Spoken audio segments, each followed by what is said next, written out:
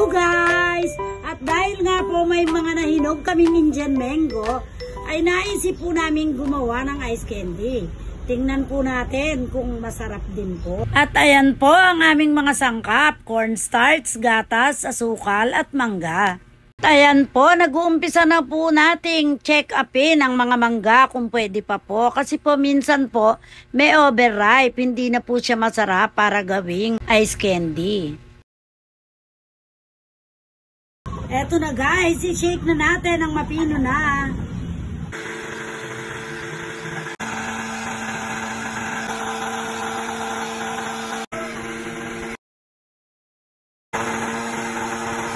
At pagkatapos nga po nating magawa ang shake, ay magpakulo na po tayo ng tubig at cornstarch.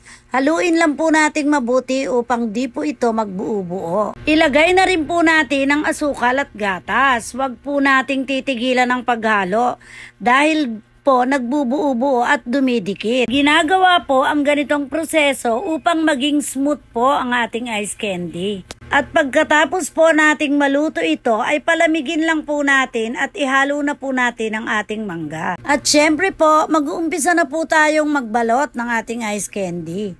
Pwede rin po itong gawing pambahay lang at pwede rin pong pangnegosyo. Gawa na po guys ang ating ice candy. Ilagay na po natin sa freezer at balikan po natin bukas. Eto na guys, gawa na po ang ating ice candy. Bagay po sa mainit na panahon. Tsak naman po na masarap ito dahil marami pong gatas at mangga. Thank you for watching. Follow for more. Eto na guys, ang sarap! Creamy ang lasa at pinong-pino ang kanyang pagka-ice candy.